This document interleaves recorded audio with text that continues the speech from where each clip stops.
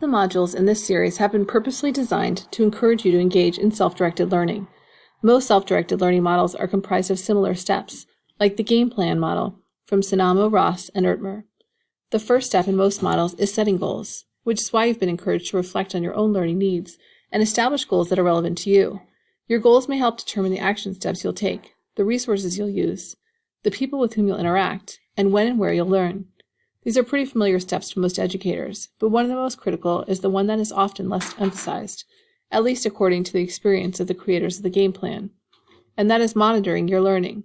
Too often we skipped right to evaluation, when a little formative checkup could help improve our learning along the way. If things are on target, full steam ahead. But if you determine your learning plan isn't working out, the most effective self-directed learners will change in midstream. They might take a different action or modify their goals. In some cases, you might even eliminate a goal, or at least put it off for later, when you're ready for it. Educators who reflect on their own learning and the effectiveness of their work during and after are often referred to as reflective practitioners. Sometimes we reflect in the moment. We've all been there when an activity we've planned just isn't working out, and we need to change course. That's referred to as reflection in action. But a more important reflection often occurs after our learning activities, which is often called reflection on action. This is a deeper, more introspective reflection.